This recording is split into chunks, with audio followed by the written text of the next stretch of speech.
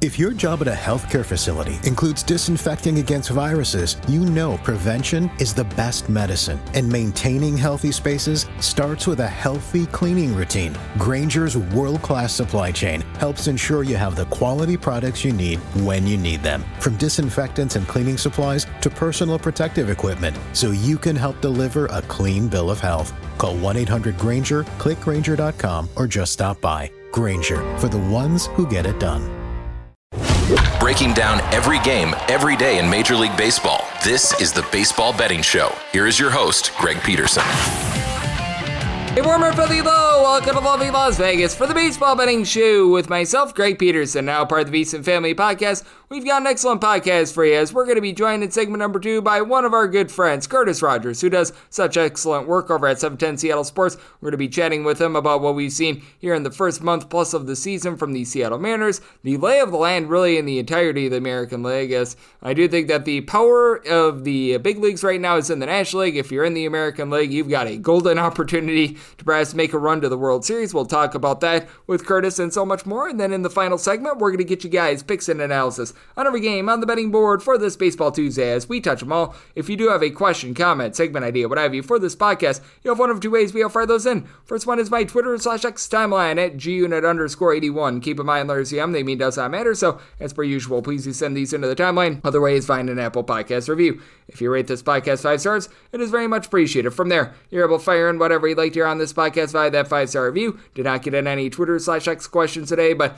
everything today that is brought to you by Edge Boost over at edgeboost.bet. They're making sure that bettors are able to access their funds 24/7, 365 on leap years, 366 days out of the year, because it's an account that allows you to be able to execute all of your gambling transactions. When you go to edgeboost.bet, utilize that promo code of Greg, G-R-E-G. That'll get you a dollar for dollar match on your first deposit up to $25. Now let's take a look back at everything that we saw in baseball on Monday. Try to find some trends and try to get to know these teams a little bit better. Games from yesterday is Greg buzzing about. Here is the rowdy recap. Had a rain out in Guardians versus Nationals, but a team that has been going all season long to the over went over once again. The Miami Marlins, they followed the LA Dodgers 7-4. They have now played 23 overs to 11 unders thus far this season, so that is a 67.7% hit rate to the over. And for the Dodgers, pair of home runs in this one, Shohei Ohtani off of Sandy Alcantara, 9th home run season, and Alcantara gives one up to Freddie Freeman, his 7th, and man, Sandy Alcantara right now rocking an 8.42 ERA, gives up 5 runs in 5 innings. Not that Tyler Phillips was much better out of the bullpen, 2 runs allowed in 2 innings. George Soriano did give you 2 scoreless innings, and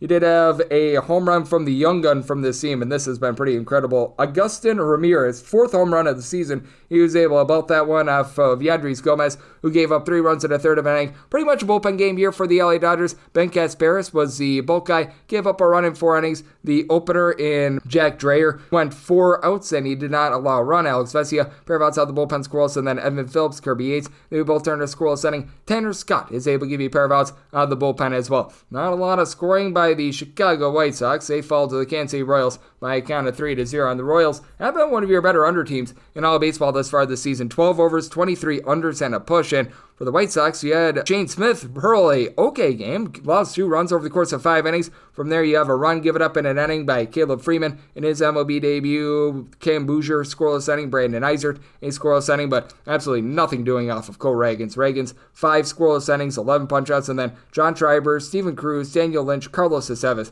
all turned scoreless innings. The Atlanta Braves also turned a bunch of scoreless innings, 4-0. They take down the Cincinnati Reds. Brady Singer was singing the blues, giving up 4 runs in 6 innings, including a home run to Matt Olson, 6th home run this season. Meanwhile, A.J. Smith-Schwaber allows 1 hit in 8 scoreless innings, did walk 4, but solid performance on Yadier de los Santos. A scoreless inning from there for Cincinnati. Scott Barlow was able to lend a scoreless inning along with Luis May. So low scoring, nice under there, and you also had a nice under between the Yankees and the Padres as Devin Williams continues to yak away games. 4-3 the final. The San Diego Padres get the job done. Now, Luke Weaver does allow his first earned run of the season. Gave up a run in a third of an inning after Devin Williams led off the 8th inning by not pitching so well. He gives up 3 runs in 2/3 of an inning. Carlos Rodon, very good performance here. 6 2/3 inning scoreless. Fernando Cruz out of the bullpen scoreless. Tim Hill scoreless inning. And then you had Trent Grisham go deep off of Nick Pivetta, 9th home run of the season. For Pivetta, he does allow 3 runs, 2 of which were earned over the course of 5 innings, including that bomb, but Yuki Matsui, Jeremiah Estrada, Robert Suarez, Ryan Burgent. They were all able to give you a scoreless inning to be able to get the job done out there.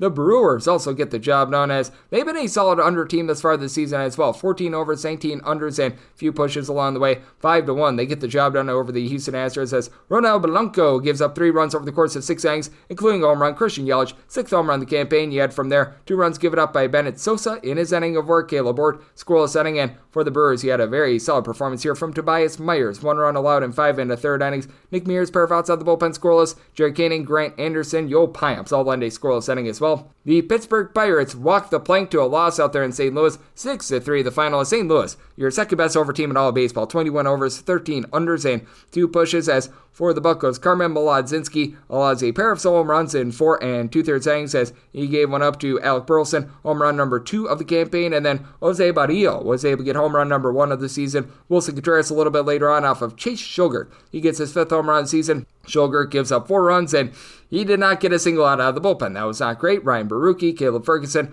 both lend a pair of outs out of the bullpen scoreless. Joey Wentz, 2 scoreless innings, and then Brian Reynolds. He goes deep off of Miles Michaelis. 5th home run season for Michaelis. Gives up 3 runs in 5 innings, and the bullpen from there picked it up. Phil Matone, Kyle Leahy, along with Ryan Elsley, and Gordon Gassifo. They all lend a scoreless inning to be able to get the job done out there. Also being able to get the job done, the New York Metropolitans. 5-4. They're able to take down the Arizona Diamondbacks as Ryan Nelson, not the start that he was looking for. 2 runs allowed in 4 1/3 innings, including a home run. Going deep for the Metropolitans off of him, Pete Alonso, 9th home run season. Then Francisco Lindor, 7th home run season. That comes off of Ryan Thompson, who gave up 3 runs in a third of an inning. Now, good long relief here. Tommy Henry, 2 2/3 innings scoreless. You had Juan Murillo be able to lend a scoreless inning, and then Jose Castillo. He was able to give you a pair of outs out of the bullpen scoreless as well. And for the Mets, this was another solid performance by Griffin Canning, who allows 1 run over the course of 5 innings. At 1 run, a solo home run. Corbin Carroll, his 10th home run of the season. Then he did have 3 runs given up without recording a single out by Daniel Nunez. That was not great, but Oscar Barzobin, 2 scoreless innings. Reed Garrett, Edwin Diaz, able to turn a scoreless inning to be able to get the job done there. The Chicago Cubs have been a rock-solid over team all season long. 21 overs, 13 unders, and 2 pushes, and they persevere and then some against the San Francisco Giants. This by kind of 9-2.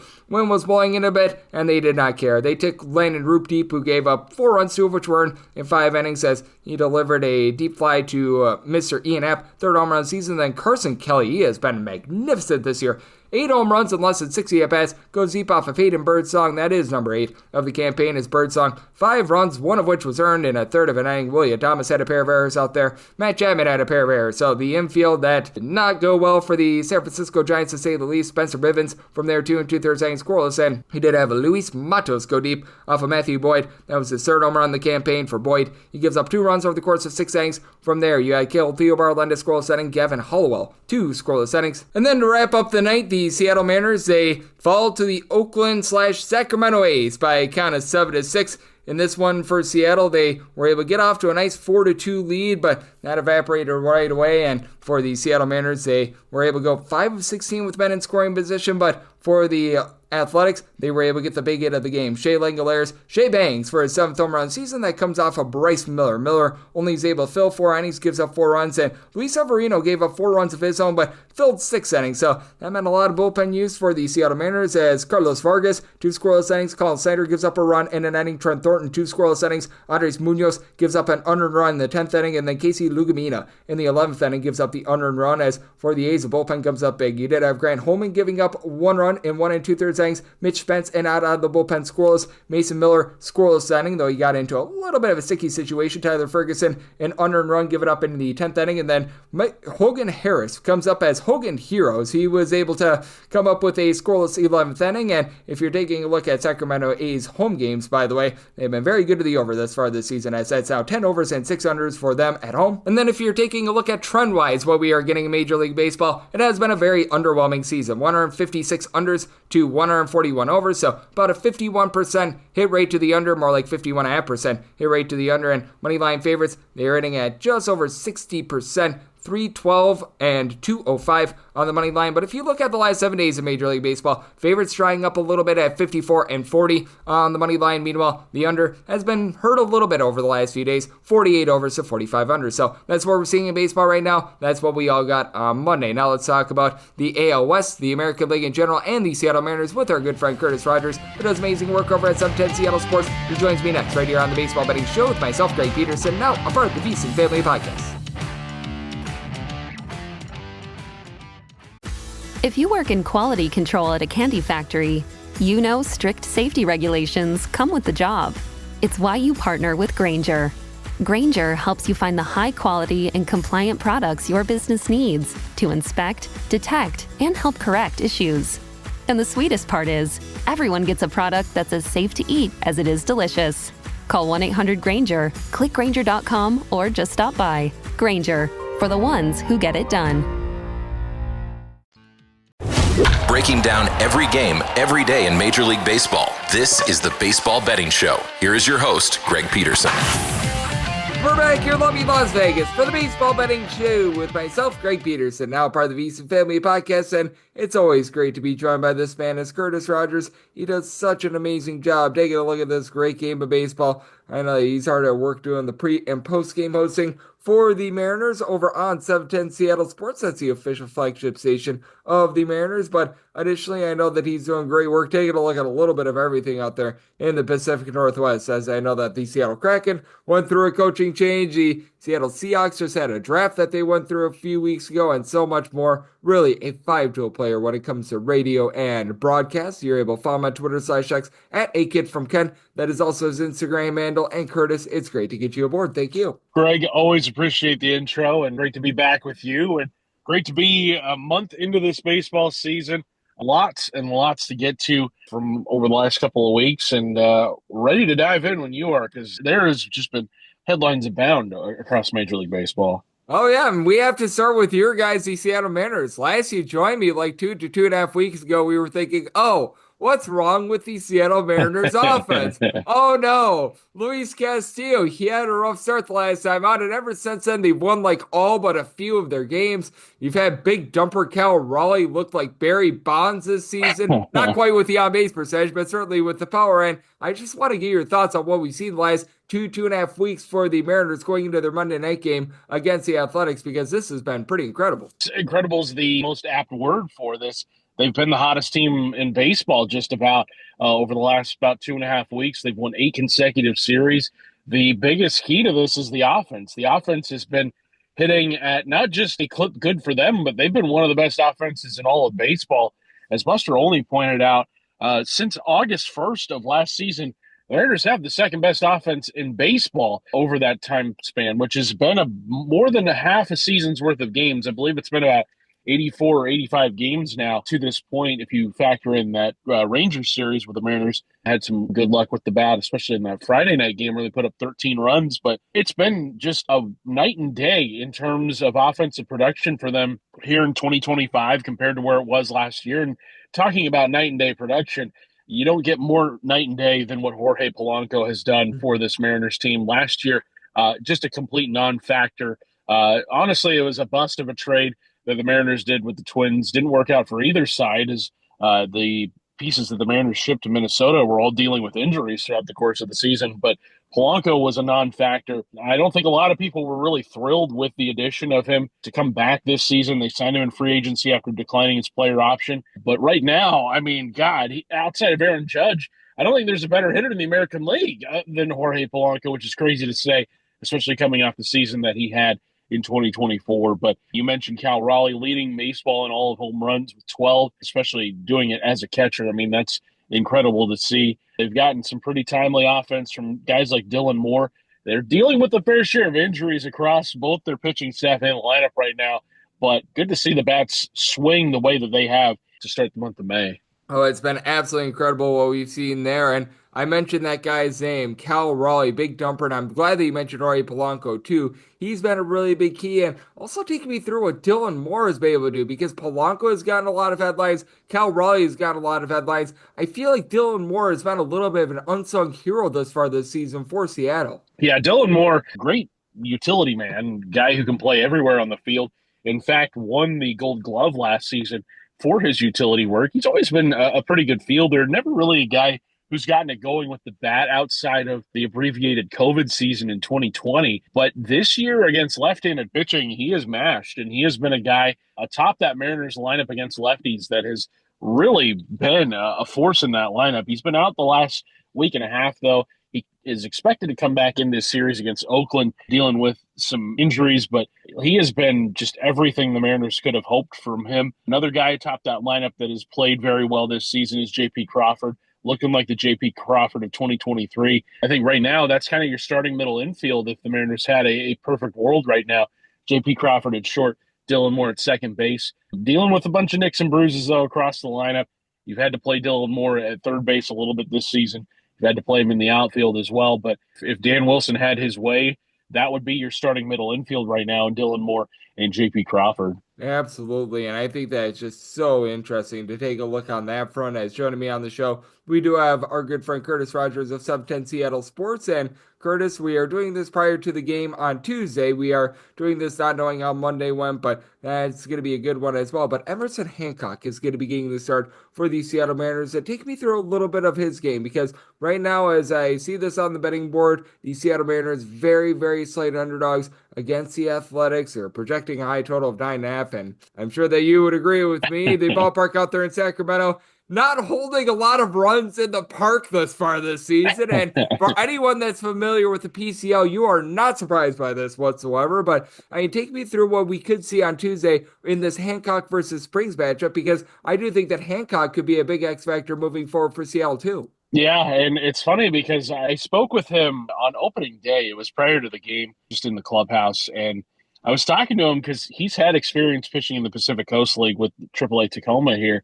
And I was like, how you feeling about potentially pitching in Sacramento? And his eyes got wide, and not a good wide, like not an exciting wide, a wide where it was kind of like, yeah, I'm not looking forward to that. Well, here you go, Emerson. Here you're going to be in game 2 of this series. But he's a battler. He's been a guy that, doesn't have necessarily the blow-away stuff that the rest of the Mariners rotation has, but he is a guy that can get you 5 innings, keep you in the ball game, keep you battling. I don't necessarily think he's ever going to develop into an ace-level pitcher, but if he can give the Mariners 5, maybe 6 innings, I think he'll have done his job, and I think that's a pitching amount that Dan Wilson would be appreciative of, just to give the Mariners a chance. I know this Oakland team has been playing better ball as of late. They're above 500, and I think they're going to be right there with the Mariners, especially in this American League West where nobody is really – the Mariners have played the best ball of any team really since about the second week of the season. But, Houston, Texas, Oakland – or not Oakland, the A's, everybody's right there. So I think this Mariners A's series is going to be very pivotal here in the American League West, at least early on.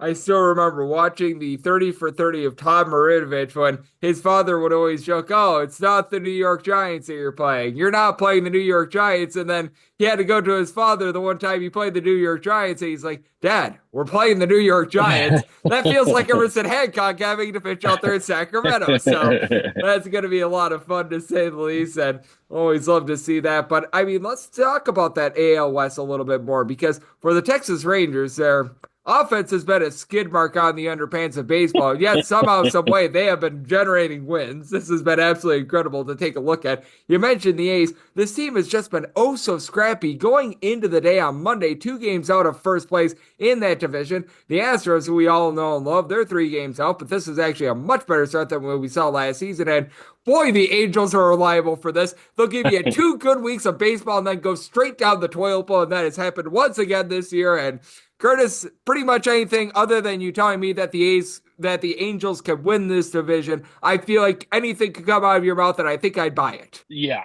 the Angels they're already a lost cause.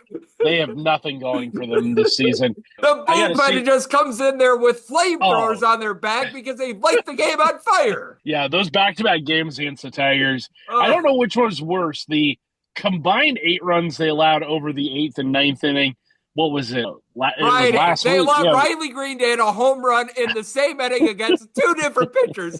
They gave up 2 home runs to the same guy in the same inning. God, yeah, the Angels, there's just nothing going for them. I spoke to Sam Blum of The Athletic, who covers the team. I was just like, hey, man, is there anything about this team that would get people excited for it? And he was just like, frankly, no. Like maybe Zach Neto one day develops into something, but right now it is a whole lot of nothing. And I mean, gosh, just think of the psyche of that fan base, all that you've been through. And then once again, Mike Trout lands himself on the injured list, dealing with knee problems. You don't know the seriousness of it. It sounds like it's just going to be a one-time IL stint, but you know how it is with Mike Trout. I mean, gosh, it could linger and it could develop into something worse too. But yeah, getting to the rest of the division, you mentioned Texas. Very surprising to see their offense be as bad as it is. I think Jock Peterson and just the horrid start that he has gotten off to is a big reason for that. And I mean, it's not even like he's doing anything. He's hitting worse than pitchers hit. What's crazy is that the Rangers fire their hitting coach after the series against the Mariners.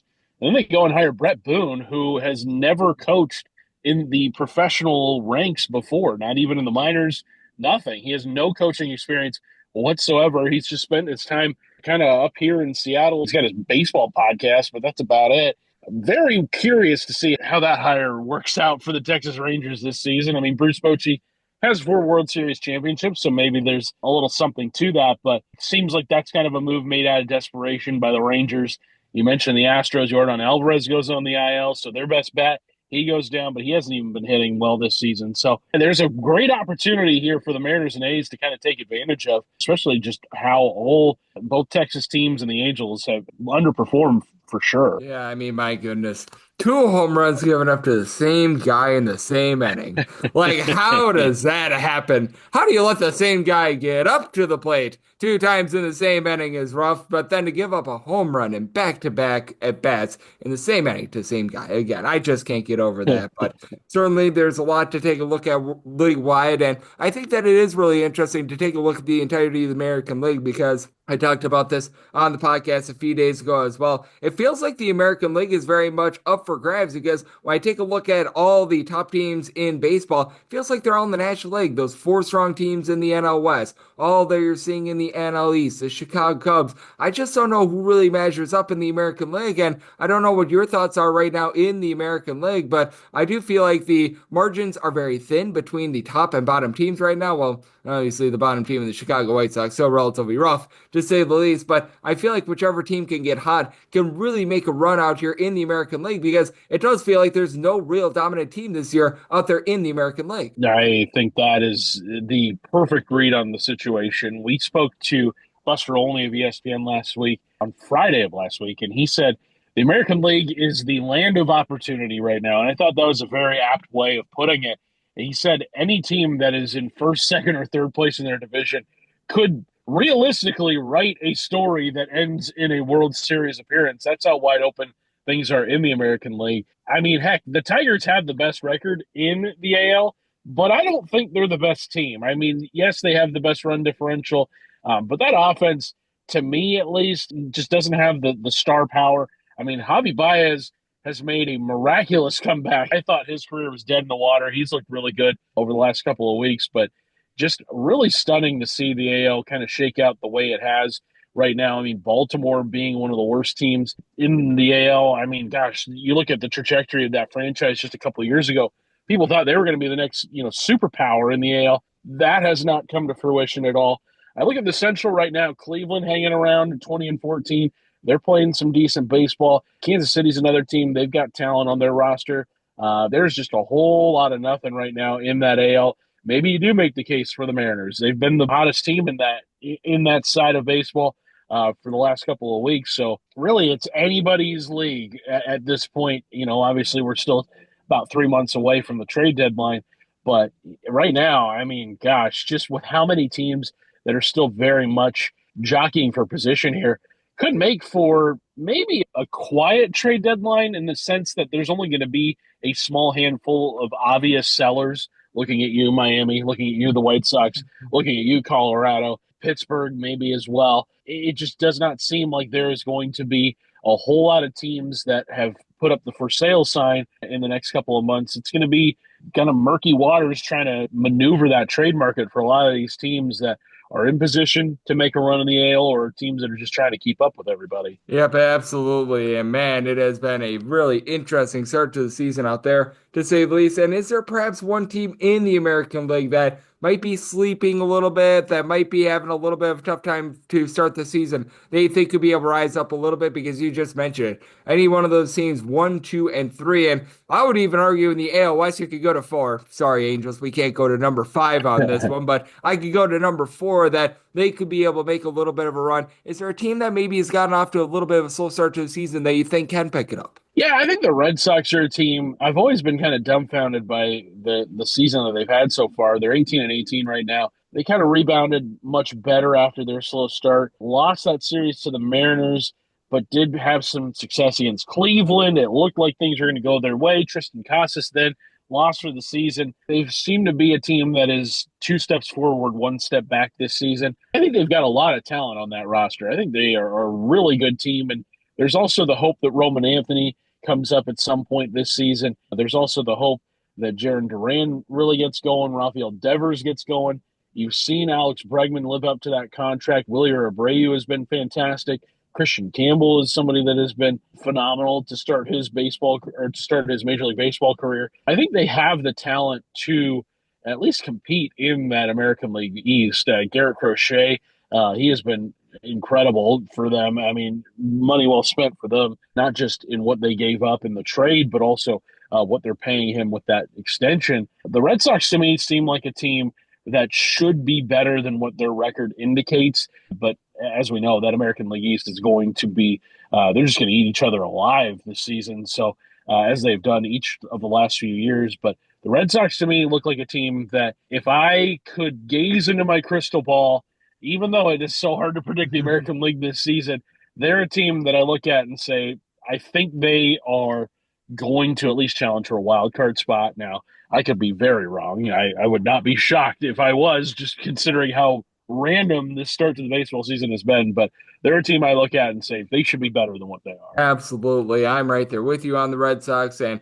I mean, it's been interesting that Alex Bregman, typically a slow starter, has actually been off to a hot start to the season. But there have been so many other guys that have not gotten off to a great season. But fortunately, we don't have that concern on this podcast, our good friend Curtis, because every single time you join me, you're firing all cylinders, whether that be early in the season, late in the season. You're always a man that is in mid-season form, doing an excellent job, taking a look at this great game of baseball. So love to get people at home know it's all on tap for you and how people can follow along on social media and other platforms. Yeah, we got a lot of good stuff coming up here. On Thursday, it'll be a brand new edition of Extra Innings, our 2-hour Mariners off-day show. So make sure you're downloading that wherever it is you get your podcast, seattlesports.com. Our Seattle Sports YouTube page, Twitter and Instagram, at A Kid from Kent. You can all find it there. And Greg, always appreciate coming on with you, talking this great game of baseball, and I look forward to our very next conversation. Oh, it's going to be a fun one because we never know what we're going to get out of the Seattle Mariners team. And Curtis, he's got a front row seat to it all. He does such an incredible job taking a look at this great game of baseball. So a big thanks, Curtis, for joining me right here on the Baseball Betting Show, now part of the VSiN Family Podcast. And coming up next, it is that time of the podcast. I give you picks and analysis on every game on the betting board for this Baseball Tuesday as we touch them all. For the ones who get it done, the most important part is the one you need now. And the best partner is the one who can deliver. That's why millions of maintenance and repair pros trust Grainger, because we have professional-grade supplies for every industry, even hard-to-find products. And we have same-day pickup and next-day delivery on most orders. But most importantly, we have an unwavering commitment to help keep you up and running. Call, click Grainger.com, or just stop by. Grainger, for the ones who get it done.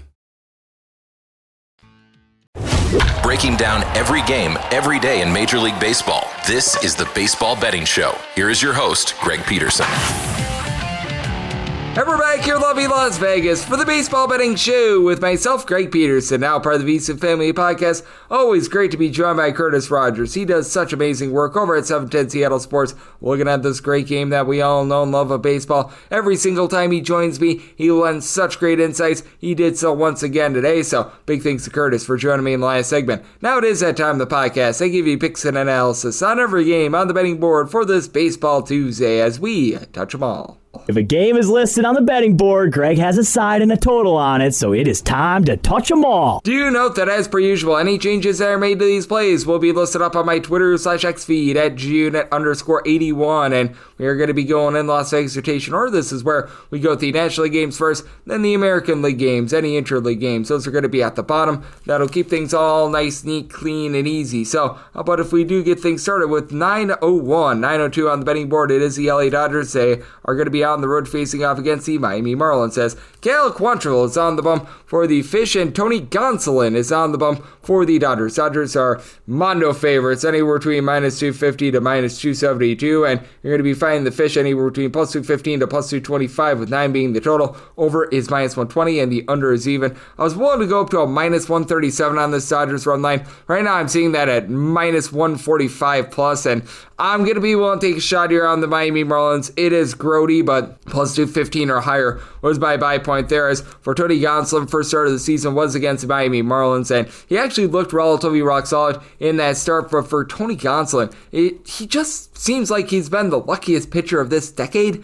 He had that year in 2022 where he goes something like 16-1, puts up a 2.14 ERA with north of a 3.20 fielding independent. Last we saw him in the big leagues in 2023, he was giving up 1.7 home runs, 3.5 walks per 9 innings with a north of 5 fielding independent. Again, looked relatively solid against the Marlins in that first start, and I don't think that he gives necessarily a terrible performance here, but I do think that there should be a little bit of positivity for Cal Quantrill. Last we saw him, he was getting lit up like a Christmas tree. 3+ runs allowed in each out of his last 4 starts, and for Quantrill, it has been a less than savory season from 8.10 ERA. He's better than this 5.55 fielding independent, but he's never been a swing and miss guy, and never will be, and he is currently getting just 5.4 strikeouts per 9 innings, all while allowing 1.7 home runs per 9 innings. That's not tremendous. Now, we have seen a lot of overs out there in Miami since the beginning of the 2024 season. More than 2/3 of games are going over the total, but it's still a little bit of a pitcher's ballpark. I think that there was just big-time mispricing.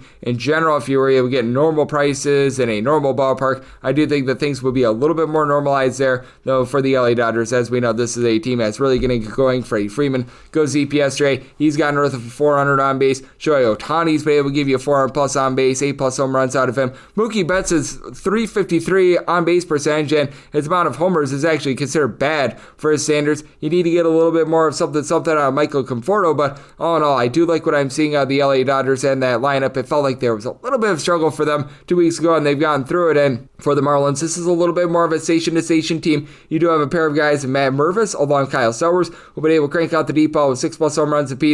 Mervis has been in and out of the lineup the last few days, so did not see him yesterday. May not see him again here today. Xavier Edwards, he's done a nice job moving the line. Had that cycle against the Milwaukee Brewers a season ago, but they really need to get something more out of AC Sanchez, who's out with injury all season long, hitting right around about a 200 right now. Dave Myers, though, has stepped up. He's been able to give you north of a 300 batting average. And then a little bit of surprise for this team has been Javier Sanja, who's actually been giving this team some relief pitching as well, but he's been able to do a nice job there. And speaking of the relievers for the Miami Marlins, it has been rough on that front. Anthony Veziano, Anthony Bender, these guys have been able to step up. And Calvin Fauché, ever since a bad start to the season, he's been able to hold it down. You might need some long relief, and Ronnie Enriquez does have a sub-3.3 ERA for the Miami Marlins. And for the LA Dodgers, they did have to burn through quite a bit of that bullpen yesterday, with Ben Casparis being that main bulk guy, so do have to have a little bit of fear and trepidation there, though you still have the likes of Tanner Scott, Kirby Yates, who they signed in the offseason, have been still dealing with a few injuries in that bullpen. Michael Kopech, Blake Tryon, both being on the 60-day injuries, and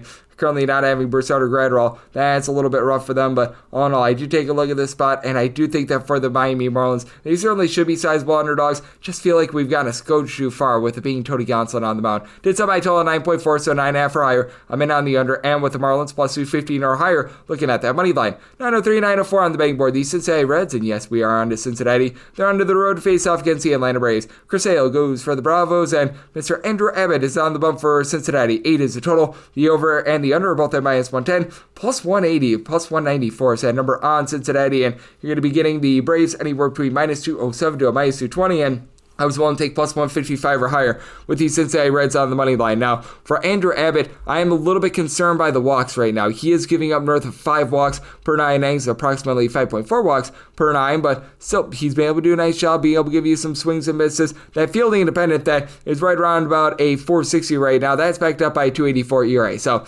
that means that is going to be going very much northward, but that said, I do think that he's going to be able to continue to do a rock-solid job, and even if he does experience a bit of regression here, you've got a Cincinnati Reds bullpen that has been quite rock-solid. They are currently number 9 in the big leagues in terms of bullpen ERA. Meanwhile, the Atlanta Braves are hovering more around about 16th. As for the Braves, they did let go of A.J. Minter in the offseason, so that does deplete them a little bit. So that is pressed into action a little bit more. Desbel Hernandez, you've been seeing quite a few more innings out of Aaron Bummer as well, which, I mean, Aaron Bummer has been great, but he hasn't been terrible either. You've got a lot of guys that are neither here nor there, and then on the flip side, you do have a Cincinnati Reds team that has gotten quite a bit out of the likes of Tony Santine and company. Graham Ashcraft has been their long guy. They used him up on Sunday, and he had a little bit of a rough go of it there, so that's not necessarily great, and I do have a bit of a concern with regards to what you're going to be getting moving forward out of Emilio Pagan, just because he doesn't give up so many home runs. But that's it for the Cincinnati Reds. When the top scoring offense is on the road this season, part of that is because they had that 24 spot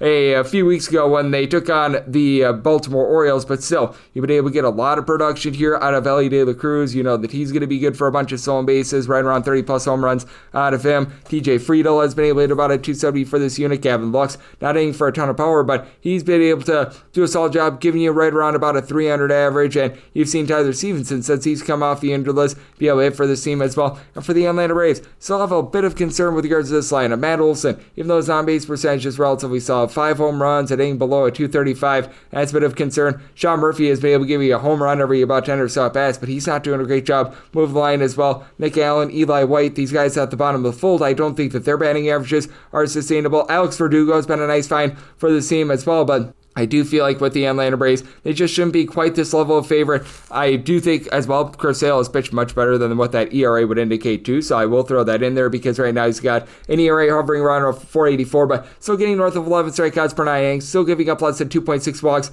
per 9 as well, but still, I do think that for Chris Sale, he's not looking like the same guy from a season ago. 333 fielding independent, giving up 1.3 home runs per 9 innings, so getting this big of a plus number, I'm going to be willing to take a shot on the Reds on the money line as anything of a plus 155 or higher. We'll take a shot there, and I did set my total at 8.2, so you're at the 8. I'm also in on the over. 905, 906 on the betting board. It is the Chicago Cubs playing against the San Francisco Giants, and Justin Verlander is going to be going for the Giants, and you've got Colin Ray saying hip hip hooray to another start for Chicago. Currently, the total is off the board. This is a Wrigley Field game, so the wind is going to be dictating that, but we do have money lines with the Cubs there, any between minus 138 to minus 148 favorites, and between plus 122 to plus 128 is that number on the San Francisco Giants. And with regards to the total, I've got my handicap on this one as I made my total 8 or less to the over and 8.5 or higher to the under. Now, wind is going to be blowing in Wrigley Field on Tuesday, but it's not going to be anything overly harsh. By the time first pitch is going down, these winds should be right around about 5 or so miles per hour. It's going to be a little bit warmer than it was on Monday as well. It's going to be more around like 60 degrees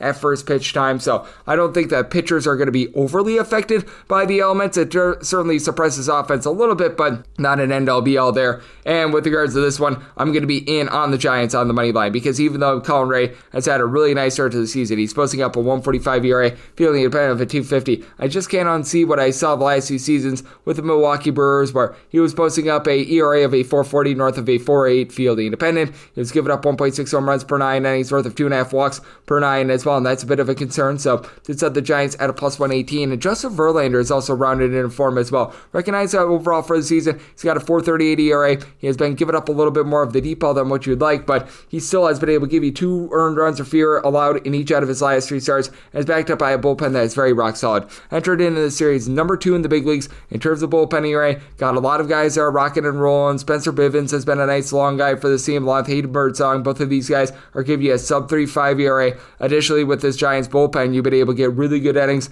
out of Tyler Rogers. I really like the way that Camilo Duvall has rounded back into form as well, and for this Giants lineup, it's been one that doesn't necessarily have that one guy that has went just super berserk with the power. Matt Chapman, Wilmer Flores, both give you 7 home runs this season, and for Chapman, though the on-base is solid, he is hitting right around the middle side of 200, and you've got a few guys like that, Patrick Bailey, Luis Matos, and then it's been a very, very tough start to the season for Lamont Wade Jr., but Jung-Ho Lee has been able to hit for north of 300 for this team. He has been able to come up very big for them, and I really like what I'm seeing overall from this lineup, even with the bumps along the way that they've had. Willie Adames is starting to pick it up a little bit more for them as well. And then on the flip side, you do have one of the most fearsome lineups in all baseball in the Chicago Cubs, who entered into Monday leading all baseball in terms of runs per game. I do think that that's not quite sustainable. You've had Carson Kelly give you a home run every less than 10 at-bats. He's been giving you north of a 450 on base as well. That's going to be seeing a little bit of a drop-off, but Kyle Tucker has been a big-time addition for this unit. He's been able to give the team 8+ home runs. His on-base percentage hovering right around 400 going into the series. Ian Happ has been able to do a nice job moving the line at the start of the season. And then someone like a Pete Crow Armstrong give you 9 home runs. That's not something that I had on my bingo card. Nico Horner doesn't hit for power, but he's moving the line. You've got a lot of guys that are doing a rock-solid job there, but for the Cubs, 21st in bullpen ERA. The guys like Porter Hodge and company that were so reliable for the team last season have not stepped up this season. You've got Eli Morgan, Ryan Brazier, both on the injured list. Ryan Presley has been okay, and Julian Merriweather has honestly had a relatively good start to the season as well, but with Merriweather, that guy is very much a roll of the dice as well, so it does make things a very interesting circumstance. I do think that Colin Ray is going to start to see a little bit of regression, so circumstance where at an 8 or less, I'm going to be in on the over, 8.5 or higher the under end with the Giants, plus 119 or higher, looking at that money line. 907, 908 on the betting board. It's the Pittsburgh Pirates on the road against the St. Louis Cardinals. Matthew Liberatore is on the bump for the Cardinals. Paul Skeens goes for the Buccos, and Pirates are in between minus 128 to minus 135 favorites, between plus 115 to plus 118. That number on St. Louis, 7 is the total, over is minus 120. The under is even, and I set my total just a hair above a 7, 187.3, so I'm going to be looking at the over for the Pirates. If we can find a minus 127 or better, looking at that money line, I'm seeing a minus 125 pop up. I'd be willing to lay that minus 125 money line of the Pirates. I don't want to go run line. I don't necessarily trust in the lineup of the Pittsburgh Pirates, and for Paul Skeens, he did have a rough go of it last time out. He gives up 3 home runs against the Chicago Cubs, but you still look at this guy. He's given up 3 earned runs or fewer, and I believe all but 2 of his career appearances. Now, one of them did come at home to the St. Louis Cardinals earlier in the season, but he's still registering a 274 ERA, 3 independent. He's still giving up less than a home run per 9 innings. Strikeout stuff has been a little bit down this year, but the guy has been absolutely remarkable. There's no reason to really doubt him, but I do think that with Matthew Liberatore, he is certainly a guy that's coming into his own as well. I love the way that he has been able to perform this season after he was a little bit of flopperoonie last few seasons, but still young at the age of 25. He's given up 2 earned runs or fewer in each out of his last 4 starts, and right now he is supplying a 344 ERA backed up by a fielding dependent of a 234 because he's giving up just a half a home run and less than a walk per 9 innings. Not necessarily getting a ton of swings and misses, but you know what? You're going up against the Pittsburgh Pirates lineup that you've got Oneil Cruz, and then you don't necessarily have a whole heck of a lot else, as Cruz has been able to give you 8 home runs. He's doing a solid job of moving line. As Eric Falefa has been able to give you a little bit of average as well, but you've got a lot of guys at the bottom fold, like an Endy Rodriguez, whenever he gets at bats, Henry Davis, Jared Trollo, guys like this that are at 215 or lower. You've gotten a big giant nothing burger out of Tommy Pham as well. And then for the St. Louis Cardinals, we've got Alex Burleson, who I actually think is going to be able to pick it up quite a bit. Finally was able to get a home run over the weekend. Lars Zupar, about a 370 on base. He's supplying 5 home runs. Not necessarily too much of a team with a ton of power. Nolan Arenado, Wilson Contreras, just not hitting home runs the way that they did towards the beginning part of their career. But a lot of station-to-station baseball. Victor Scott hitting north of 275. Brendan Donovan is able to hit north of a 330. I do think that there's going to be a bit of positivity moving forward for this Cardinals bullpen that's currently in the bottom 10 in the big leagues in terms of ERA. Jojo Romero has been uncharacteristically awful this far this season. Phil Matone has been solid along Kyle Leahy, and Ryan Elsley is one of the better closers that you're going to find in all baseball. But John King, Chris Roycroft, guys like this, they just haven't been able to get the job done. And for the Pittsburgh Pirates, they're going to need length out of Paul Skeens because I don't trust in this bullpen either.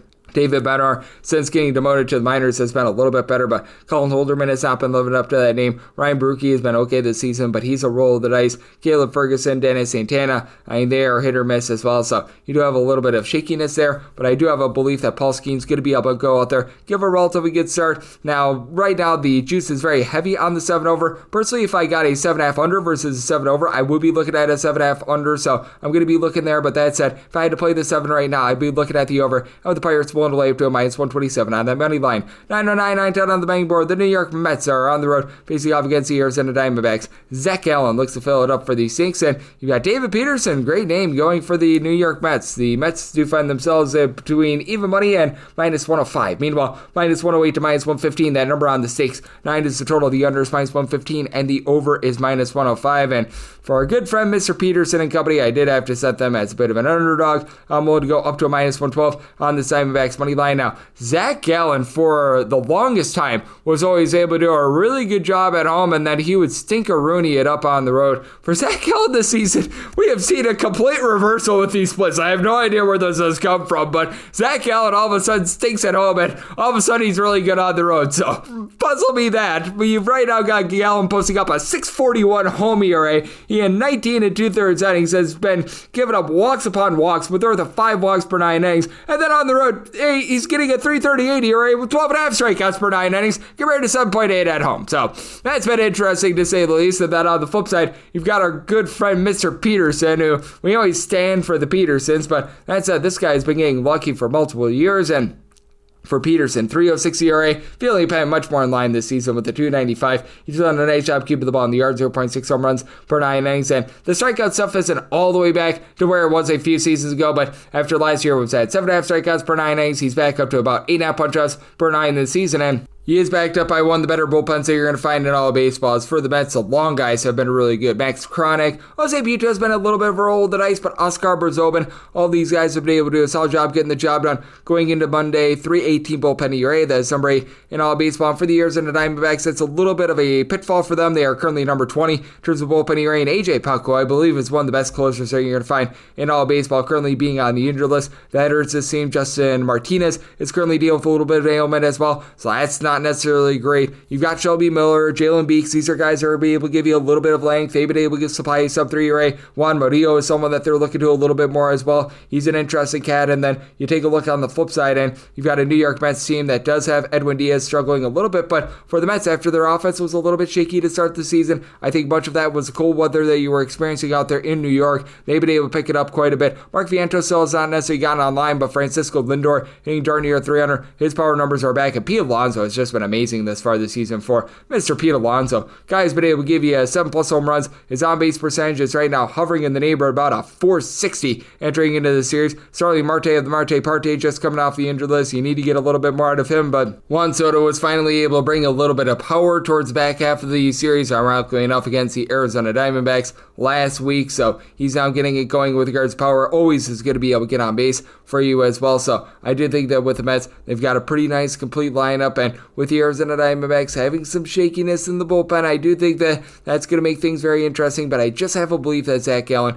is going to be able to give you a little bit more in the start, and I did set my total at an 8.8. You do have an Arizona Diamondbacks team that is number 1 in all of baseball with regards to runs per game since beginning part of the 2024 season, but they've been dealing with a few injuries as well. They are now just getting back guys like Ketel Marte, Lourdes Gurriel, so that helps them out quite a bit. You've had Corbin Carroll be able to supply a really nice start to the season. 9 home runs, give you north of a 350 on base, and Eugenio Suarez did have that 4 home run game, but he is hitting for just a $189. Alec Thomas, Geraldo Perdomo, these are guys hitting north of a 280. Their move line, Pavin Smith, Josh Naylor have been able to do much of the same as well, but I do think that for the Mets, they're going to be able to get a relatively good start out of David Peterson. I think that Gallen rounds back into form as well. So here to minus 112 or better, I'm going to be willing to lay it here with the Diamondbacks on the money line, and like this total under, set my total at an 8.8. 9-11, 9-12 on the betting board. The Walker Texas Rangers are on the road against the Boston Red Sox. Lucas Giolito is on the bump for the Sox. Nathan Eovaldi is on the bump for Texas, and Texas is back to being a slight favorite of anywhere between minus 112 to a minus 120. Between even money to plus 105 is that number on Boston, and your total on scheme is 9. Under is minus 120. The over is even, and I set the Red Sox at a minus 109 on the money line. I can't consider myself a Lucas Giolito stan. Now, in his first start of the season against the Blue Jays, gives up 3 runs over the course of 6 innings. Neither here nor there for just coming off the injured list. That's not bad. Last we saw him in the 2023 campaign, 4.88 ERA, 1.5 home runs and 3.1 walks allowed per 9 innings, and things just went straight down the toilet bowl after he got traded away to both the Angels and the Cleveland Guardians. That was not great, to say the least. And Nathan that Eovaldi has been very good this season. 2.11 ERA, 0.6 home runs, 0.6 walks allowed per 9 innings. Here's what has me hung up on him, though. There's a lot of familiarity with him over in Boston because, as we know, he pitched for 5 seasons with the Red Sox. A lot of the guys that he played with are still out there in Boston, and for his career at Fenway, he's had his struggles with a 4.19 career ERA. He does give up much more of the deep ball when he is in Fenway rather than in other ballparks, and I do think that the Texas Rangers, being absolutely awful with their offense, 3.2 runs per game, that is dead last in all of the American League. I think that that's going to be hurting them as well. Wyatt Langford has been able to do a nice job of moving the line, and he has supplied the team with 5+ home runs as far this season. Now, they are getting Corey Seager back off the injury list. That's going to be able to help them out. But Brett Boone is now their new hitting coach, guy with no coaching experience before in his life. So that I find to be very interesting. And Jake Berger, Marcus Semien, Jock Peterson, all hitting a $190 or lower. I'll give you a 268 on base or lower. And for Peterson, a hearty 0.94 at the plate with a 181 on base. The 181 on base would be a bad batting average. Good grief. And then for Adolis Garcia, this guy's allergic to getting on base. He's actually been able to give you a few homers thus far this season, but he's got a 269 on base as well, so they really need some of these guys to be able to step up. And for the Rangers, it's not like it's some sort of an amazing bullpen or anything like that. Jacob Webb has been able to supply some relatively solid innings. He's been able to give you about a 4 in terms of his ERA. When Mark Church has gotten his opportunities, and those came a little bit more early on during the season, he wasn't too bad. Sean Armstrong, Robert Garcia, they're supplying sub 325 bullpen ERAs, and our guy Caleb Belsley has become a relatively good long guy for them as well recently, but not necessarily much to love there. And for the Boston Red Sox, certainly this is a bullpen that leaves something to be desired. You never know when Aroldis Chapman is going to poop the bed at the wrong time, but you've got a lot of guys that are just shaky in general. Greg Weissert, you don't know what you're going to be able to get out of him. Liam Hendricks is an amazing story, but again, I just don't know what he's going to be able to supply moving forward, everything that he's been going through. I love Garrett Woodlock in this bullpen, but I do think that the Red Sox can just flat out outslug the Texas Rangers, just because with Texas, you've got absolutely nothing on that front end for Alex Bregman. Really nice start to the season. He's living up to that money, north of 390 on base, 8 home runs as far this season. Weiler Abreu, 7 bombs, 390 on base out of him. Christian Campbell's moving the line as well. Jaron Duran, after a rough start to the season, he's starting to pick it up. Now you've got a few guys towards the bottom of the fold. You've had David Hamilton, not necessarily give you a ton. Connor Wong, guys like this that have been a little bit rough. And Tristan Casas, he's done for the season, though. He really wasn't giving the team too much to start with, but that means that you need to get a little bit more moving forward out of Rami Gonzalez. So it's a very interesting circumstance. I do think that the Red Sox find a way to get to Eovaldi with that familiarity and get the job done. I did some, I told it at 8.8, so at the 9, I'm going to be willing to take a shot on the under. And with the Red Sox, I feel like they should be the favorites, so I'm taking them on the money line. 9.13, 9.14 on the betting board. The Chicago White Sox hit the road. They're facing off against the Kansas City Royals. Seth Lugo goes for the Royals. Sean Burke goes for the White Sox. And the Southsiders are underdogs of anywhere between plus 185 to plus 204, between minus 225 to a minus 230. That number on Kansas City, 8.5 is the total. Under is minus 115. The over is minus 105. So my total is 7.7. I like the under for Seth Lugo. He's been a little bit fortunate this year. He's got a 3.07 ERA, but that fielding independent is a little bit north of 4. The 1.4 home runs per 9 innings allowed, that's been a little bit rough, but still he's been able to do a nice job holding it down. I do think that he's going to do so moving forward against a Chicago White Sox team that's averaging nice hearty 3.3 runs per game on the road. That is 24th in all of baseball in terms of road runs per game. And for the Kansas City Royals, they were able to have a nice little outburst on Sunday against Kyle Gibson, who, wow, that's not great to say the least, but you know what? They're 27th in the league in runs per game at a 3.4. Vinny Pasquantino has now been able to give you 6 home runs, and Bobby Witt Jr. is starting to get his act together with regards to deep ball, but you just haven't been able to get a lot of power out of this Kansas City Royals team, and it's going to be interesting to see how this offense operates moving forward. Mikel Garcia has been able to above a 300. Bobby Witt Jr., though the power numbers are down, he's still giving you about a 380 or so with regards to his on base. The biggest thing is you just need to find some of these guys to be able to move the line. Hunter Renfroe, MJ Melendez, who he has to be down at the minor league level right now. I've not seen him in quite some time, and rightfully so, because he has been awful. Kevon Biggio, even Pasquantino, all these guys below the middle sign of 200. Michael Massey is giving you a 217 on base right now. Jonathan India is sitting at 220 with 1 home run. So you're going to need to get a little bit more there. But for the Chicago White Sox, they're not any better than them. You've had Luis Robert be able to supply a few home runs. He and Andrew Benintendi both have 5 home runs as far as the season, but Robert, it just feels like the stink of the team has seeped into him. Hitting below the Mendoza line of 200. Michael A. Taylor is sitting about at 200. Andrew Vaughn is giving you 218 on base. Miguel Vargas sits for no power whatsoever. He's sitting at 220, so not great to say the least there. And for the Kansas City Royals, this has actually turned into a top 10 team with terms of bullpen ERA. John Schreiber has been solid. Lucas Ursich, Carlos Estevez, really good 8th and 9th inning duo. When you got Daniel Lynch out there, he's been pretty reliable as a long guy as well. And for the Chicago White Sox, not a lot of reliability in this bullpen as of right now. Mike Vasil has actually been really good coming out of the bullpen as a little bit more of a long guy, but other than him, you've got the likes of a Jordan Leisure who gives you a 450 ERA, and then you get into Tyler Gilbert, Cam Boucher, Brady Iser, to all these guys,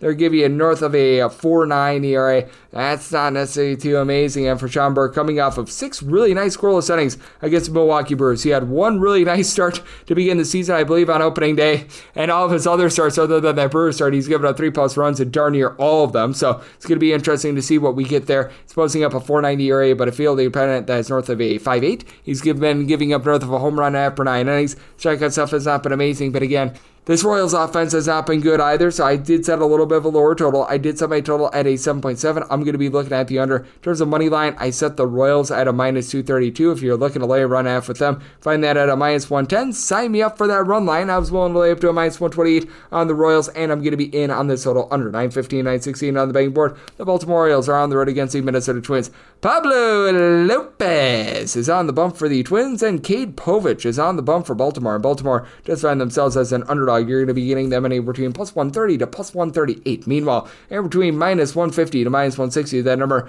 on Minnesota, 8.5 is the total. The over is -105, and the under, that would be -115. And right now, I am going to be looking at the Minnesota Twins. I set them at a -151 on the money line. If you're looking to lay a run half with them, you'll find that in the neighborhood of +130. I'm even seeing as high as a +135. I need at the very minimum a +130 to take a shot, but I'm willing to take a +130 in terms of that run line. For Cade Povich, this guy has been vastly different when he's been away from home rather than when he's been at home throughout his career, and I think that it's going to take him a little bit longer to be able to develop. Like, this is a guy that should be in the minors right now, but the Baltimore Orioles decided that they were going to sign absolutely nobody this offseason, so yay, verily there for him. But that's it for Cade Povich. You take a look at what he's done throughout his career in Baltimore. It's not necessarily savory. He's posting up a 4.70 ERA. His home runs per 9 rate when he is at home, that is right around about 1.5 to 1.6. But on the road, this does also cheat up to about 1.3 to 1.4 home runs per 9 innings. He's only getting 6.5 strikeouts per 9 innings away from home with a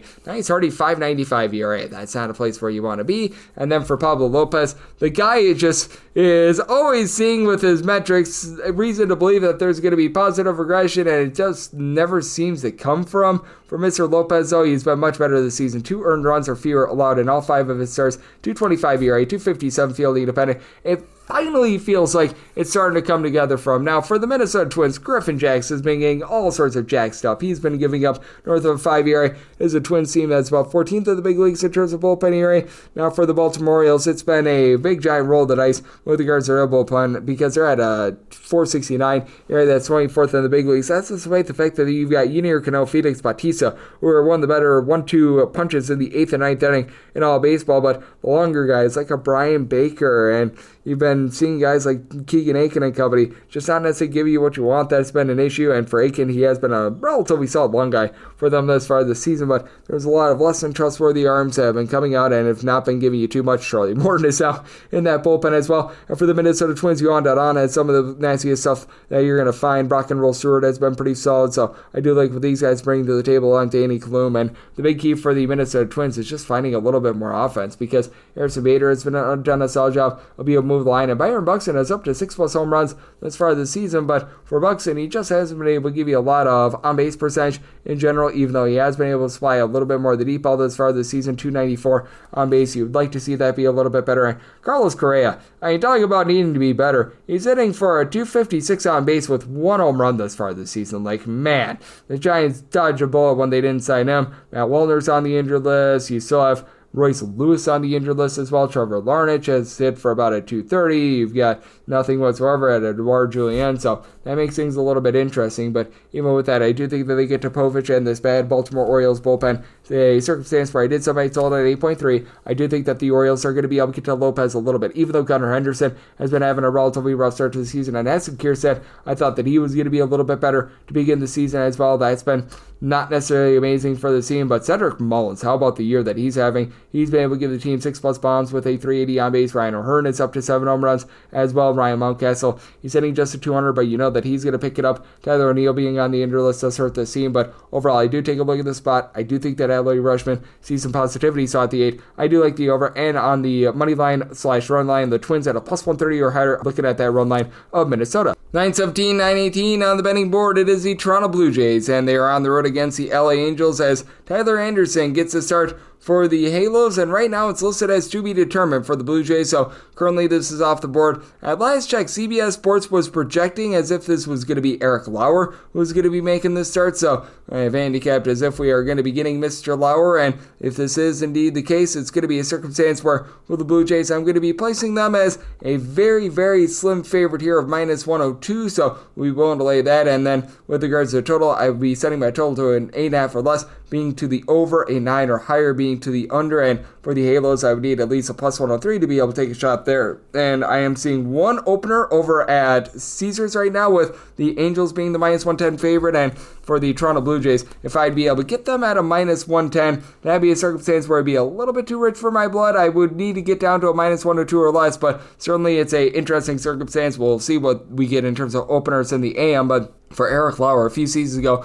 he was actually very rock solid with the Milwaukee Brewers, and then he just fell off the face of the planet, did not pitch at the big league level in 2024. In 2023, he went straight down the toilet bowl, so I'm not quite sure what happened there, but he ended up pitching for the Kia Tigers out there in the KBO last season. He only made 7 starts, and he was a little bit of a failure on that front before he went back, and he was pitching in the minor league level last season, so I mean, it's been up, down, all around for him, and what you're going to be able to get out of Eric Lauer at his peak is very good. At his not peak is very bad. But he's going up against the LA Angels, who they're swinging for the fences, and if they don't hit a home run, they are not giving you much of anything, as they are at the bottom of the big leagues with regards to their overall batting average. Out for Lauer in his big league seasons, he's been giving up a career about 1.4 home runs per 9 innings, so that doesn't necessarily help him out too much. But Mike Trout is currently on the injured list, so that hurts the Angels quite a bit. And for the LA Angels, there's just not a lot of guys who are moving the line for the team. Logan O'Hoppe has been rock solid. He's been able to give you about a 275 or so average right now, slugging out 9 home runs, so do like to see that. Taylor Ward, Ori Soler, 6 home runs apiece, but Ward is hitting a $176. Soler is hitting at 230 with about a 290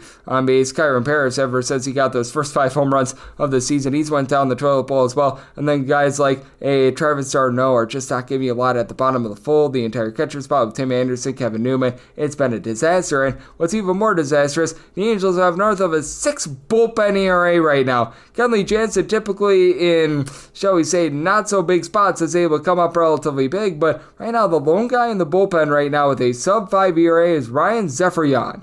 I'm not even kidding. Ryan Zephyrian is the lone guy in this bullpen with a sub-5 ERA. Just a skid mark on the underpants of baseball. Garrett McDaniels, Jansen, Brock Burke, all these guys have been awful. Reed Detmers has been especially awful. And for the Toronto Blue Jays, even if you don't necessarily get the world's most savory start out of Eric Lauer, there is a little bit of a redeeming quality with them having Yimi Garcia in the bullpen. Chad Green has been relatively okay. I like the pickup that they had of Jeff Hoffman in the offseason as well. And for the Toronto Blue Jays, they're pretty much the opposite of the Angels. They don't have a lot of power, but they've got a lot of guys finding a way to be able to get on base. As George Springer has been able to give you north of 400 on base. You've had Vlad Guerrero Jr. only at 4 home runs as far as the season, but a 360 on base. Anthony Santander has been rough. 4 bombs and hitting a $180. That just seems to be a little bit better. And Bo Bichette just finally got his first home run season, but he's hitting about a 290 as well. Alan Roden, Will Wagner, these guys at the bottom fold, they need to give you a little bit more. But for Tyler Anderson, it was very intriguing what we saw out of him last season on the road. He was posting up a sub sub 230 ERA, and his ERA ballooned to darn near 5 at home. So he's a very hit or miss pitcher, and he was one of the most lucky pitchers in all baseball last season, and he's doing it once again this year. 267 ERA, a 5.12 fielding independent. He's allowing 1.6 home runs and 3.7 walks per 9 innings while getting 7.2 strikeouts per 9 innings, and he has a 267 ERA. The math is not mathing right now. He has been bailed out of a lot of different situations. That luck is going to run dry, so I do think that the Blue Jays get to him, but I just don't know if the Angels really do their part with regards to this total either. So I did set my total to where an 8.5 or less, I'm going to be in on the over 9 or higher to the under. Saw that initial opener of 9, so I'd be taking that under, and with the Blue Jays, willing to take them as even money or better on the money line. For the Angels, plus 103 or higher, going to be willing to take a shot there. 919, 920 on the betting board. The Seattle Mariners set the road to face off against the Athletics as Jeffrey Springs goes for the A's, and Emerson Hancock is on the bump for Seattle, and Seattle does find themselves as even money underdogs. I'm seeing a plus 105 out there as well. Minus 112 to minus 120 is the number on the Athletics with a total of 9.5 over and under, both at minus 110. And with the Mariners, I did set them at a minus 116 on the money line, so I'm going to be willing to dive in there. It is a guy in Emerson Hancock that I still have a few question marks with, as he's had a few shaky starts to begin the season, especially that first start of the campaign against the Detroit Tigers, where I don't think that he made it out of the first inning. That was not necessarily so tremendous, but that said, for Hancock, he's always been a relatively solid command pitcher, not a guy that's going to get a lot of swings and misses throughout his career. 6 strikeouts per 9 innings, and has allowed the deep ball with about 1.6 home runs per 9 innings, but ever since that disaster of a first start, he's been around into form a little bit more. Now, I do think that it's funny that our good friend Curtis Rogers threw out there the comments that he had about Sacramento, and I think that that's the thoughts of a lot of these different guys, but I do think that he's going to be able to give you a little bit of something. And for Jeffrey Springs, it's been very brutal for him thus far this season. He had that really nice first start of the season, ironically enough, against the Seattle Mariners, and ever since then, it's been all sorts of bad, as he has allowed at least 3 runs in 5 out of his last 6 starts. For Springs, he's posting up a 4.98 ERA. He's been giving up about 1.5 home runs per 9 innings himself, and it's a Seattle Mariners offense that entered into the series leading the American League in runs per game with about 5.7 runs per contest. I do think that you're going to be able to get a lot moving forward out of big dumper Cal Raleigh, who's been able to give you 12 home runs thus far this season. Additionally, you're going to need to get a little bit more in terms of batting average out of some of these guys like Julio Rodriguez. It's been tough for Luke Raley, guys like that, but I think these guys have been very much helped by the fact that Ori Polanco has been amazing with 400 on base, 7+ home runs out of him. Miles Mastroboni, Rowdy Tellez, not necessarily feeling it with these guys, but they've done a nice job of mixing, matching. J.P. Crawford moving the line, give you a 400 on base, has been big. And for the A's, this has been one of your better offensive teams in all baseball, top 10 team in terms of home runs on a per at-bat basis. And then you've got a pair of guys, Jacob Wilson, Miguel Andujar, hitting above 300, not drawing a lot of walks, but getting on base. Tyler Soderstrom, 9 home runs, 345 on base. Brent Rooker, 9 home runs. His batting average starting to pick up a little bit. Lawrence Butler, really good at being able to swipe bags and move the line, though I will say for the A's, the trepidation that you do have is his bullpen. Mason Miller, he has been very good as a closer. He had his slip up in that series against the Miami Marlins, but all in all, I still trust in him. Justin Sterner has been pretty good in this bullpen as well. He's got a sub 250 ERA, but past that, what are you going to be able to get out of Mitch Spence? I recognize Tyler Ferguson has been very good thus far this season, but I need to see it to believe it out of him a little bit more as well. And then on the flip side, you've got yourself a bullpen that has been, well, relatively okay, but it's not necessarily great. Like Edward Bazardo and guys like that are tough to be able to trust in. Colin Sider, Gabe Spire, these guys have been able to give you sub 3.5 ERA, and getting back Matt Brash should be able to help out the Seattle Mariners because you've got a dominant closer in Andres Munoz, where if you're able to get the ball to him, it's going to be a closeout. But I do think that that thin air out there in Sacramento that is going to be letting up a lot of runs. I set my total 10.3. I like the over, and with the Mariners set them at a minus 116, I like their money line, 921, 922 on the betting board. The Cleveland Guardians are on the road against the Washington Nationals, and this is now going to be a pair of games as we had yesterday's game get rained out, and as of right now, that early game is going to be the added one, 9:31, 9:32 on the card. We've yet to get confirmed pitchers here, but it looks like we should be getting what we were supposed to get on Monday, with Luis Ortiz going for the Cleveland Guardians, Jake Irvin for the Washington Nationals, and then game number 2 should be Ben Lively going for the Guardians, Brad Lord going for the Nationals. Keep in mind, subject to change, because when you get these rainouts like this, things become all sorts of harebrained and crazy, but when the game was taken off the board, the Guardians were right around around about a minus 115 to a minus 120 favorite against the Nationals from yesterday, with it being Ortiz versus Irvin, and that total was 9. And if we get that 9 once again, I'll be in on the under of the Guardians. I'd be willing to go up to minus 116 in Ortiz versus Jake Irvin, the 931-932 game. For Luis Ortiz, it's not necessarily been some sort of a strikeout artist throughout his career, but it feels like in Cleveland they've been able to unearth a little bit more of that. For Ortiz, he's been a little bit up and down, and he's been a little bit shaky thus far this season, as right now he's posted up a 470 ERA, that fielding independent though, closer to a 395. The 4.5 walks per 9 innings have been very costly, as again, his strikeout numbers way up, 10.1 strikeouts per 9 innings, and he does appear to be rounding into form, giving up 2 earned runs or fewer in 3 out of his last 4 games, so I do like that. And for Jake Irvin, he's been very good with regards to his command, only about 2.3 walks per 9 innings, but not a strikeout pitcher, only gets about 7 strikeouts per 9 innings, and he is certainly allowing the deep ball, as he has given up 8 home runs in his starts thus far this season, 481 fielding independent. And for the Washington Nationals, just an absolutely yucky and gross bullpen. You've got 2 guys in this bullpen, Jackson Rutledge, Kyle Finnegan, who have a sub 5.5 ERA, like Cole Henry.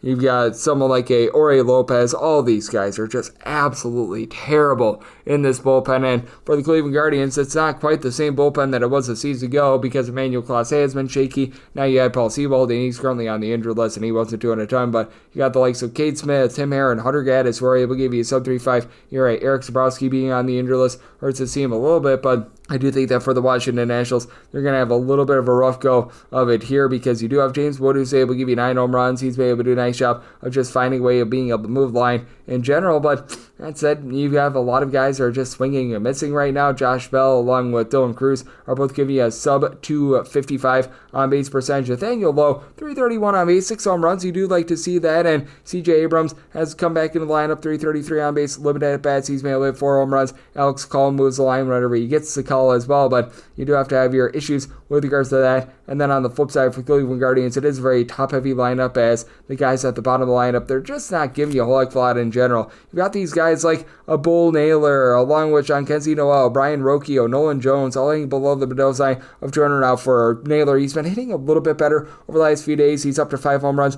this season. Kyle Manzardo, would like to see that average go up, but he's been able to give you 8 home runs. Everyone else on the team with 5 or fewer, with Jose Ramirez having some struggles, 5 bombs this far this season, about a 320 on base. Gabriel Urias, 4 bombs, about a 320 on base for him as well. And Stephen Kwan, leadoff spot, has been very good, 385 on base. So if you do get what we got once again from yesterday at a minus 116 or better, we'll look at Ortiz and the Guardians on the money line, and 9 or higher, I'm going to be in on that under. And then for 921, 922, Lively versus Brad Lord. We did see some initial openers on this one, obviously subject to a little bit of change, because he is, shall we say, rainouts are always very fascinating to say the least. But that said, with Cleveland, you're finding them anywhere between a minus 108 to a minus 120, between even money to minus 102. The number on Washington with a total of 9, the over is minus 115, the under is minus 105, and for the Gardos, set them at a minus 124 on the money line. This will be game 2 of that double dip. Ben Lively has not necessarily been the world's most amazing pitcher at being able to keep the ball in the yard, but his command is relatively solid, as for Lively thus far this season, a 372 ERA.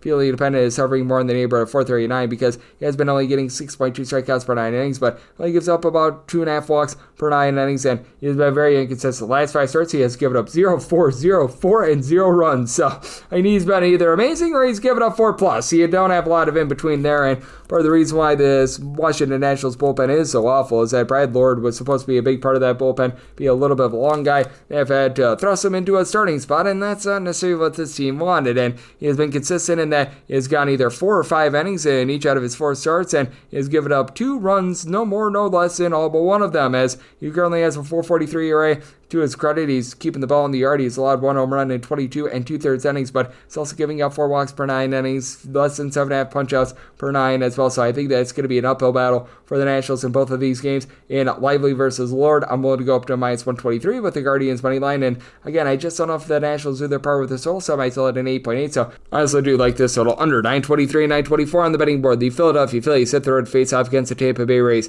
Drew Rasmussen goes for the Rays. Zach Whelan and Dylan Wheeler is on the bump for the Phils, and the Phillies do find themselves anywhere between minus 116 to minus 125 favorites, and between even money to plus 110 is that number on the Tampa Bay Rays, and the total on this game is 8. The under is minus 120, and the over is even. And with regards to the Rays, I did set them at a plus 126, so I'm going to be willing to lay this number with the Phillies. Zach Wheeler, I don't know what it is, but his highest ERA always comes in the months of March / April, and then once he gets into form from there, he's able to do a very rock-solid job. As for Zach Wheeler, he thus far this season has still been able to give you some really good swing and miss stuff. His strikeouts per 9 rate, that is hovering in the neighborhood about 11.7, but has given up more of the deep ball than what you're prone to seeing, as he's been giving up about 1.4 home runs per 9 innings thus far this season, 7 bombs allowed in 7 starts across 44 innings, so does need to reduce on that. 3.48 ERA, but a 3.30 fielding independent, having given up approximately 2 runs each out of his last 3 starts, has had a few road struggles thus far this season. And for the Tampa Bay Rays, they're hitting much better here than they were at the Trop. Well, there's not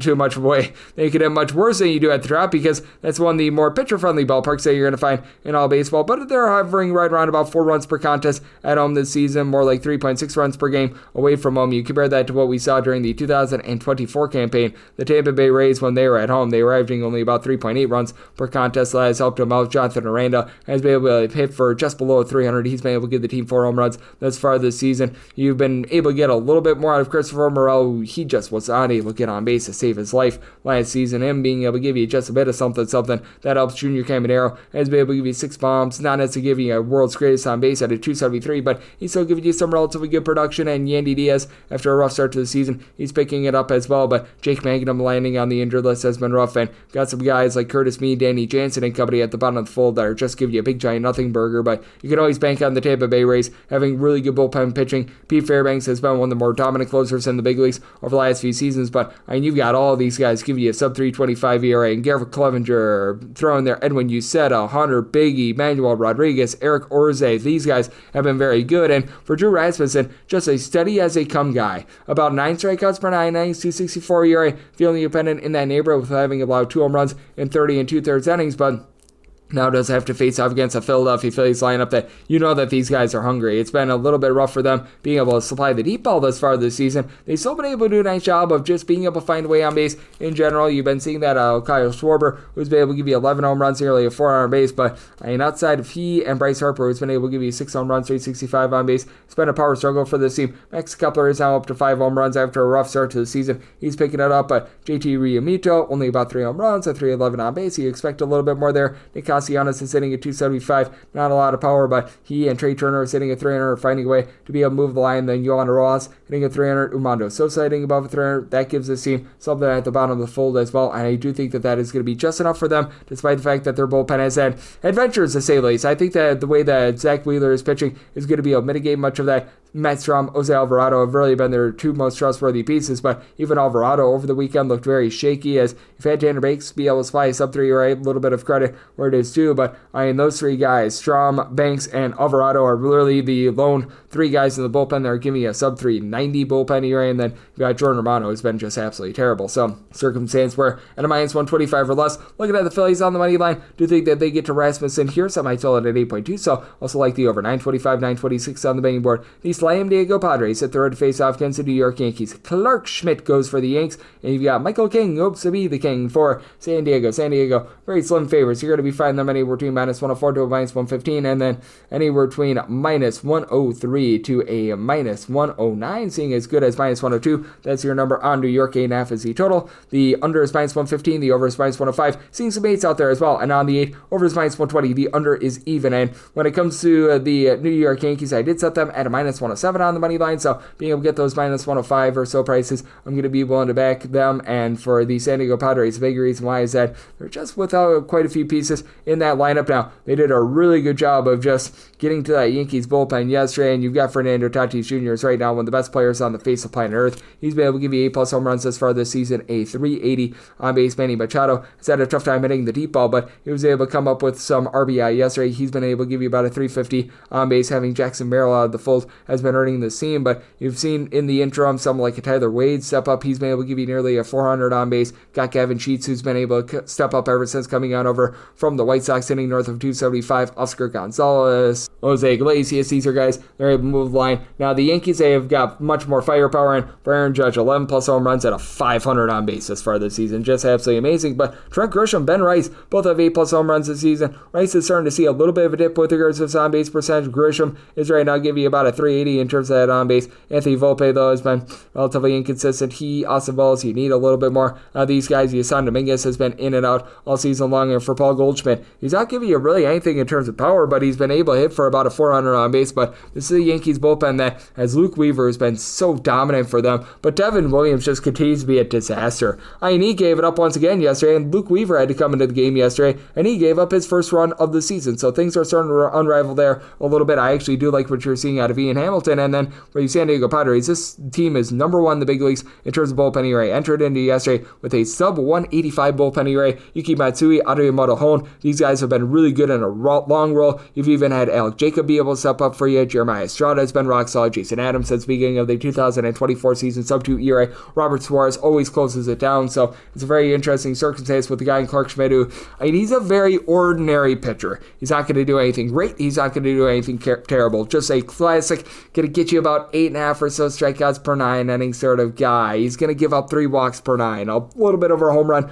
per 9 innings. A career 402 ERA, career 414 fielding independent. And then for Michael King, the big key is just being able to lend a little bit of length, because sometimes he does get a little bit loose and reckless with the command, and that causes him to give up walks. He's been much better this year. 209 ERA, 279 fielding independent, giving up less than 3 walks per 9 innings, about 10.5 punch-outs per 9 innings, and he has allowed 2 earned runs or fewer in each of his last 4 starts. But do you think that the Yankees get to him a little bit here? And I do think that Padres bullpen do him for just a skoge of regression. So I did sell my total at an 8.1 here at the 8 to 8.5. I'd rather have an 8.5 under rather than an 8 over. So looking at that 8.5 under, and I will be willing to take the Yankees up to a minus 106 on that money line. 927, 928 on the betting board. The Houston Astros hit the road facing off against the Milwaukee Brewers. Chad Patrick is on the bump for the Crew. Hayden Wesneski is on the bump for Houston. Houston is a very slim underdog. You're going to be finding them between even money, minus 105, minus 109 to minus 115. That number on the Brew Crew. Total on this game, it is 8. The over is minus 120. The under is even. And for the Brewers, I set them at a minus 119. I'm going to be willing to back